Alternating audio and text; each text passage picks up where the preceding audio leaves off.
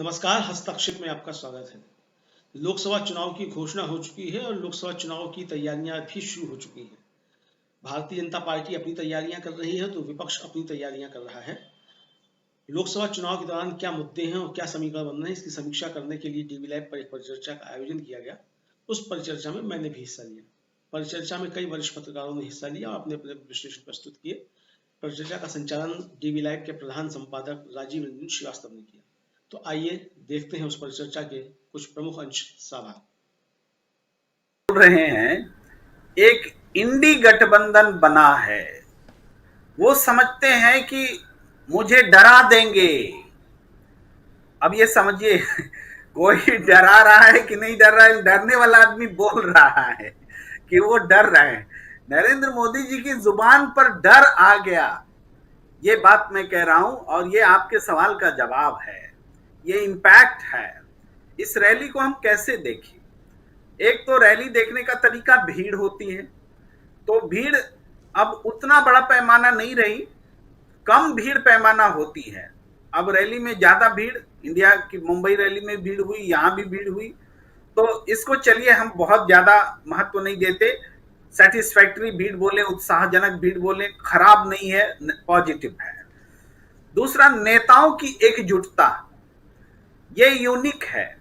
एक ऐसे समय में जब नेता एकजुट नहीं हो रहे थे, लोग कह रहे थे इंडी गठबंधन टूट जाएगा, भटक जाएगा, एक दूसरे के साथ खड़े नहीं होंगे। अब ममता बनर्जी जी को भी ये बताना पड़ रहा है कि इंडिया गठबंधन में हम हैं, हम थे, हम रहेंगे। ये ऐलान ब्रायन जी, डेरेक ओब्रायन जी ने किया और सागरिका घोष ने किया, दोनों ने किया। और ये बात आम आदमी पार्टी को तो बहुत पहले समझ में आ गई, क्योंकि आम आदमी पार्टी आज अकेली खड़ी होती अगर इंडिया गठबंधन में नहीं होती। आज जो ताकत आम आदमी पार्टी को दिख रही है मिलती हुई, ये इंडिया गठबंधन के महत्व को बता रहा है। ये कांग्रेस का महत्व नहीं है, एक पार्टी का महत्व नहीं है। कुछ लोग इसको इस रूप में न देखें। ये कांग्रेस के इर्द गिर्द जमा हुए सारे दलों की ताकत है। पांचों उंगली मुड़ करके मुट्ठी बनती है, ये मुट्ठी है इंडिया। तो इस तरीके का ये एहसास ये दे रहा है। इसके अलावा जो रेजोल्यूशंस लिए गए हैं, वो रेजोल्यूशंस बताते हैं कि इस चुनाव का एक तरह से टास्क मुद्दा भी तय करते हैं। वो हेमंत सोरेन और अरविंद केजरीवाल को रिहा करो, खाते फ्रीज करने से लेकर के जो आईटी, ईडी, सीबीआई का इस्तेमाल है वो बंद करो, और चुनाव आयोग से ये कहना कि हमें इक्वल प्लेइंग फील्ड दो। ये सारी जो बातें हैं ये मुद्दा है। भ्रष्टाचार, इसके अलावा ये रेजोल्यूशन के अलावा भ्रष्टाचार बड़ा मुद्दा बन करके सामने आया है, और ये बात लोग बता रहे हैं कि भ्रष्टाचार पर नरेंद्र मोदी जी चुप हैं। नरेंद्र मोदी जी अब नहीं बोल रहे हैं कि उनके ऊपर जो भ्रष्टाचार के आरोप लगे हैं उस पर उनका टेक क्या है।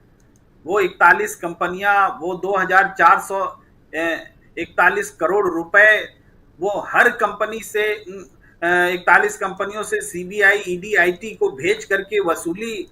इन मामलों पर बीजेपी चुप क्यों है? क्यों नहीं वो बोलती कि ये पैसे हमने नहीं लिए? क्यों नहीं बोलती हमने एक्सटॉर्शन नहीं किए? क्यों नहीं बोलती कि ये भ्रष्टाचार का पैसा नहीं है, और भ्रष्टाचार का पैसा है तो बांट दो भाई गरीबों में। जैसे आप स्विस बैंक से आपको लाना पड़ता काला धन, 15-15 लाख देते, इस बार तो लाना भी नहीं है, आप ही के पास मौजूद है 2700 करोड़ से ज्यादा रुपए, और वो भ्रष्टाचार का पैसा है। या तो बोलो कि भ्रष्टाचार का पैसा नहीं है, या तो बांट दो गरीबों में जैसा ऐलान कर रहे हैं।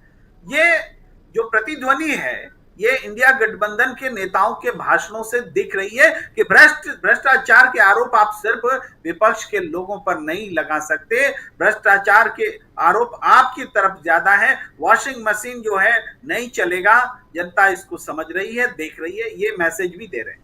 मैं कल्पना सोरेन के भाषण को एक खास तौर से उद्धृत करना चाहता हूं।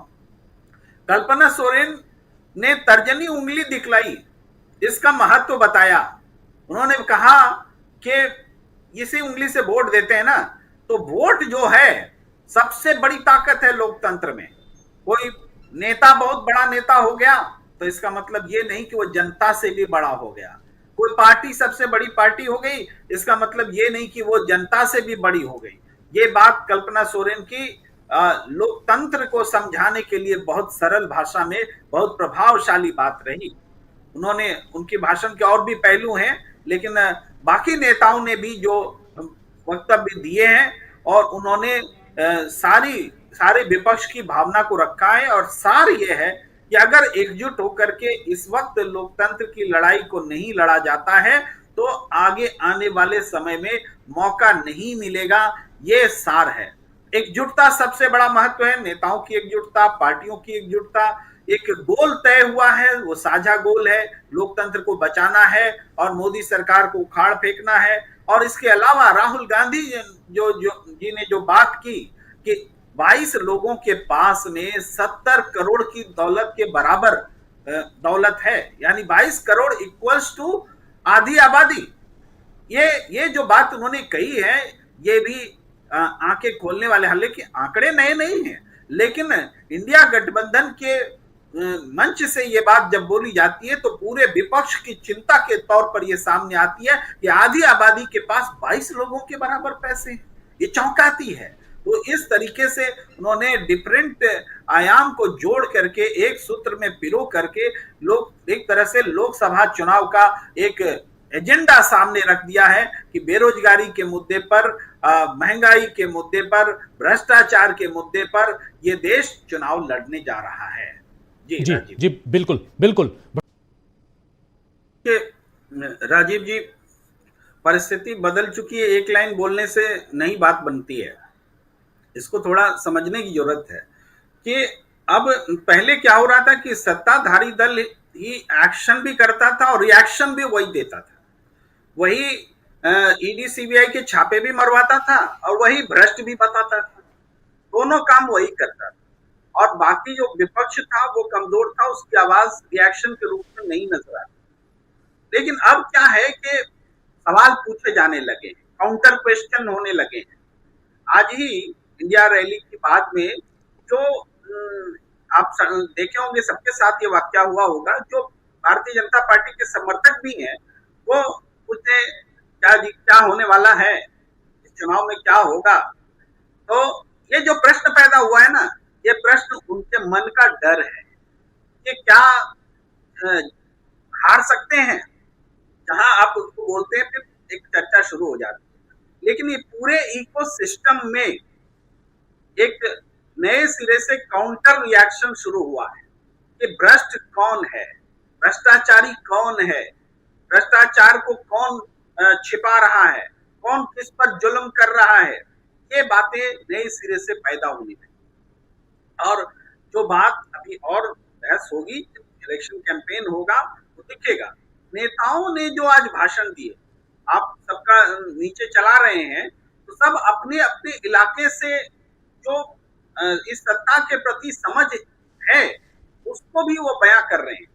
अगर उद्धव ठाकरे कह रहे हैं कि भ्रष्ट जनता पार्टी, तो आप समझिए कि महाराष्ट्र में ये अनुगूंज है कि ये भ्रष्ट जनता पार्टी है और वहां भ्रष्ट तरीके से सरकार को गिराती है और बनाती है। जनता में ये अनुगूंज जो प्रकट हो रही है भ्रष्ट जनता पार्टी। अगर अखिलेश यादव कह रहे हैं ब्रह्मांड की सबसे झूठी पार्टी, तो उत्तर प्रदेश से ज्यादा कौन समझ सकता है कि ब्रह्मांड से सबसे झूठी पार्टी भारतीय जनता पार्टी है, जो कभी बुलडोजर, कभी राम के नाम पर, कभी रोजगार के नाम पर हमेशा लोगों को ठगती रही है, बेरोजगार भी सड़क पर है और उनको महसूस किया है। ये फीलिंग बता रहे हैं। आप जब राष्ट्रीय जनता दल के नेता कहते हैं तेजस्वी यादव की तानाशाही है ये और घमंडी है, तेजस्वी यादव कह रहे हैं, तो ये समझिए कि बिहार की फिजा को बता रही कि ऐसी तानाशाही राजनीति जो अपने सहयोगी दलों को भी नहीं छोड़ती, उसका भी शिकार कर लेती है, उसको भी तोड़ फोड़ मचा देती है। ये पूरी जनता की भावनाएं टूटी है जो यहाँ रैली में दिखी। लेकिन सबसे बड़ी बात जो हुई है, जिससे हम कह सकते हैं कि तस्वीर बदलने लगी है, फिजा बदलने लगी है, वो यही हुई है कि लोग अब उल्टा पूछने लगे हैं। कोई जैसे बोलता है कोई कि ईमानदार है मोदी जी, भ्रष्टाचार विरोधी है मोदी जी, तो लोग पूछने लगते हैं ऐसे क्या हुआ वैसे क्या हुआ, और वो सवाल का जवाब उनके पास नहीं है। आज ताजा उदाहरण देखिए, नरेंद्र मोदी जी ने एक मुद्दा उछाला है, वो क्या बोलते हैं, कच्चा थीवू द्वीप का। कच्चा थीवू द्वीप का मुद्दा क्यों उछाला है? ये कोई नया पैदा हुआ मुद्दा है? 150 किलोमीटर की लंबाई, 300 मीटर की चौड़ाई निर्जन क्षेत्र, और इस तरीके से दिया गया था कि मछली मारने का हक भी हमारे पास रहेगा, और लंबे समय से है भाई। हमने तो अटल बिहारी वाजपेयी जी की सरकार में देखा कि पूरा तिब्बती की मान्यता दे दी, चाइना के लिए सौंप दिया भाई। चाइना का बॉर्डर आ गया हमारे बॉर्डर पर, पहले तिब्बत बीच में होता था। ये अटल बिहारी वाजपेयी जी की देन है। लेकिन उसकी आज मूल बात क्या है, वो इसलिए मुद्दा उठा रहे क्योंकि लद्दाख में लोग उनसे पूछ रहे कि हमारी जमीन पर चाइना आ धमका है, कहां है देशभक्त सरकार, कहां है? तो उसका जवाब देने के बजाय ये नया एक मुद्दा उठा के ला रहे हैं, 1974 का मुद्दा उठा के ला रहे हैं। तो जनता को ये समझ में आ रहा है कि कच्चा थीवू द्वीप का मुद्दा वास्तव में ये लद्दाख पर सबको चुप करने के लिए मुद्दा सामने रख रहे हैं, जवाब नहीं दे रहे हैं। उन्होंने जो भ्रष्टाचार किया है इलेक्टोरल बॉन्ड पर, उस पर सवाल उनको जवाब देना चाहिए, तो जवाब देने की स्थिति ना बने, इसलिए दो मुख्यमंत्रियों को जेल में डाल दिया कि उसी पर बात करो कि मुख्यमंत्री भ्रष्ट है कि नहीं है। हमसे मत पूछो कि इलेक्टोरल बॉन्ड से हमने हजारों करोड़ रुपए कमाए हैं। अपने ऊपर सवाल को बदलने के लिए ये जो टैक्टिस अपनाई गई है, जनता अब वहां पर बात करने लगी है, इसीलिए तस्वीर बदल रही है, इसीलिए फिजा बदल रही है। और वाकई आप चुनाव देखिए, पहला चरण आते आते तो बिल्कुल बदल चुकी होगी तस्वीर। और हम आपको बताएं, बार बार राजस्थान का मैं उदाहरण रखता हूं। राजस्थान में कॉमरेड अमरा राम चुनाव में रैली कर रहे थे, वहां एक व्यक्ति ने आकर के उनको 15 लाख रुपए दिए, और जब पूछा हाँ बताइए, नाम बताइए क्या है, तो उसने कहा कि इंडिया। ये फीलिंग है। पब्लिक एक जगह 21 लाख रुपए चंदा करके दे रही है कांग्रेस प्रत्याशी को, और कह रही कि डरो मत, हम और देंगे लेकिन लड़ो। तो ये जो डरो मत और लड़ो, ये राहुल गांधी का नारा जो है, अब आम आदमी की जनता ही नहीं, पर नहीं, व्यवहार बन करके दिख रहा है, व्यवहार में दिख रहा है। तो ये बता रही कि फिजा बदल गई है। जी, आशा है ये वीडियो आपको पसंद आया होगा। इसको ज़्यादा से ज़्यादा शेयर करें, लाइक करें, सब्सक्राइब करें चैनल को, फेसबुक पेज को फॉलो करें, और ज़्यादा से ज़्यादा इसको सब्सक्राइब करें।